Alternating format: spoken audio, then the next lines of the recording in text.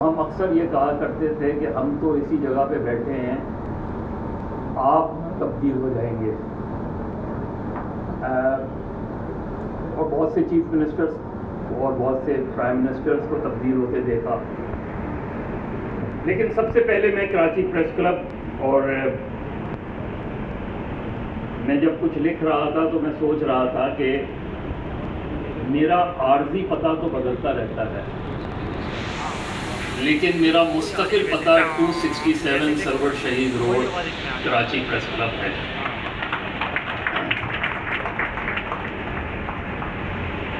کیونکہ یہ پتہ تبدیل نہیں ہوا، اور اس پتے کو تبدیل کرنے کی بہت سے لوگوں نے کوشش کی، لیکن ان کے خلاف ہم کھڑے ہوئے، اور یہ پتہ آج بھی اپنی جگہ ہے، اور بہت سے لوگ جو اسے لاپتہ کرنے والے تھے وہ لاپتہ ہو گئے.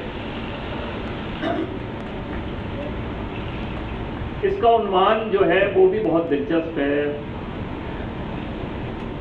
بچپن کی کھلی گلیوں سے یہاں جو بہت سے دوست آئے ہوئے ہیں، ان میں کچھ ایسے ہیں جو ان گلی محلوں میں میرے ساتھ ہوا کرتے تھے. یہاں ایسے لوگ بھی آئے ہوئے ہیں جو میری صحافتی زندگی میں میری سورس ہوا کرتے تھے. اب میں نام تو نہیں لے سکتا کیونکہ سورس نہیں بتاتے ہم. یہاں ایسے لوگ بھی آئے ہوئے ہیں جو مختلف جماعتوں سے جن کا تعلق رہا ہے، اور میں نے ہمیشہ صحافتی زندگی میں جس کے خلاف بھی خبر دی اس سے کبھی اپنی دوستی کا رشتہ نہیں توڑا. اور ظاہر ہے آپ اگر خبر کسی بنیاد پر دیتے ہیں، آپ کے پاس دو ثبوت ہوتے ہیں. تو میں نے آج کی گفتگو 3-4 حصوں میں ڈیوائڈ کی ہے. میرا بچپن حیدرآباد، میری والدہ کا تعلق لکھنؤ سے، میرے والد کا تعلق رامپور سے، اور جو میری خوش قسمتی، میں اس کو اپنی خوش قسمتی کہوں گا کہ میں ان خوش قسمت لوگوں میں سے ہوں جس نے اس بر صغیر کے علم و ادب کے بہت سے ستاروں کو اپنی نظر سے دیکھا ہے، اپنے بہت قریب سے دیکھا ہے. بہت سے لوگوں کو اپنے گھر آتے جاتے دیکھا ہے. بہت سی علمی شخصیت سے گفتگو کرنے کا موقع ملا. بہت سے نہیں ہوا کیونکہ ہم بہت چھوٹے تھے. تو حیدرآباد میں ہمارا پہلا محلہ جو تھا وہ گاڑی کھاتے تھا،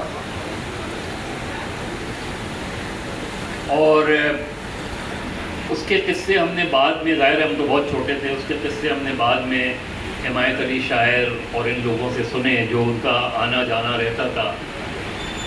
یہ وہ زمانہ تھا جب حیدرآباد میں ہمارے والد مرزا عابد عباس مشاعرے کروایا کرتے تھے، اور بہت سے شعراء ہمارے گھر میں ہی قیام کیا کرتے تھے. وہ ساری چیزیں مجھے آج تک یاد ہیں. ذرا مجھے یاد ہے کہ اسی محلے میں ہمارے ایک ڈاکٹر ہوا کرتے تھے جن کے 21 بچے تھے، اور بڑی حیرانگی ہوتی تھی کیونکہ اکثر وہ کہا کرتے تھے کہ میں رات کو جب بھول جاتا ہوں تو میں گنتی کرتا ہوں. تو پھر اسی محلے میں ایک جعفری اسکول ہوا کرتا تھا. وہاں ہر محرم کو 9 تاریخ کو کوئی 10-12 دیگ چڑھا کرتے تھے، اور ہم بچے جو ہے وہ دیگ پہ جا کے وہ باقاعدہ جس طرح کھچڑا بنتا ہے ادھر ہی پتہ چلا. بعد میں اگین میں کہوں گا کہ چونکہ میں بہت چھوٹا تھا، لیکن کہ اسی گھر میں جو گاڑی کھاتے کا گھر تھا ادھر محمد علی، اداکار محمد علی بھی آیا کرتے تھے. بعد میں مصطفیٰ قریشی بھی آئے. زید بخاری جو ریڈیو پاکستان حیدرآباد ریجن، کیونکہ مصطفیٰ قریشی صاحب ایک مرتبہ کہہ رہے تھے کہ میں نے تمہارے والد کے بہت سے ڈراموں میں کام کیا ہے جو ریڈیو پاکستان کے. تو جو تربیت تھی، ہم 5 بھائیوں کی اور ایک بہن تھی ہماری، جس کا جوانی میں ایکسیڈنٹ میں نہیں، بیماری میں انتقال ہوا۔ ایکسیڈنٹ میں ہماری والدہ کا انتقال ہوا۔ لیکن ہمارا حیدرآباد میں جو زیادہ وقت گزرا، جب ہم اسکول جانا شروع کیا، وہ لطیف آباد 6 نمبر، اور یہاں ڈاکٹر مسعود طارق بیٹھے ہوئے ہیں، ان کا گھر میرے گھر کے سامنے ہوا کرتا تھا۔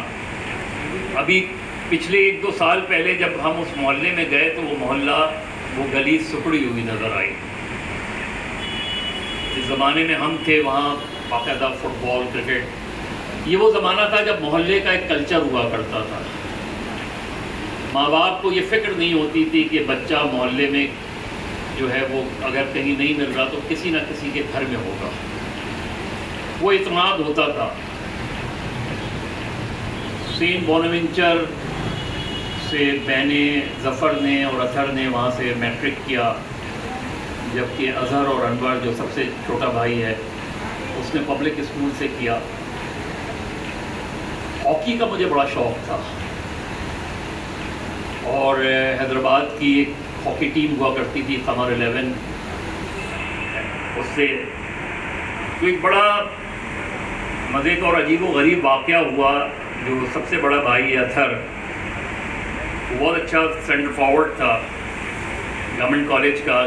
گورنمنٹ کالج کی ٹیم فائنل میں پہنچ گئی تھی، تو مخالف جو ٹیم تھی ان کے پلیئرز نے اس کو ٹارگٹ کیا، اور اس کے گیم شروع ہونے کے فوراً بعد اس کے سر پہ ہاکی ماری۔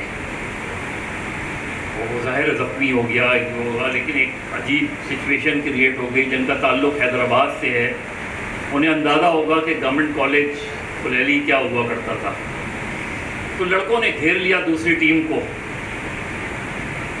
ہمارے والد گھر پہ تھے، علامہ رشید ترابی آئے ہوئے تھے، تو ہمارے والد سے انہوں نے کہا کہ جا کے دیکھو کہ بچے کی طبیعت کیسی ہے، وہ جا کے معلوم کرو۔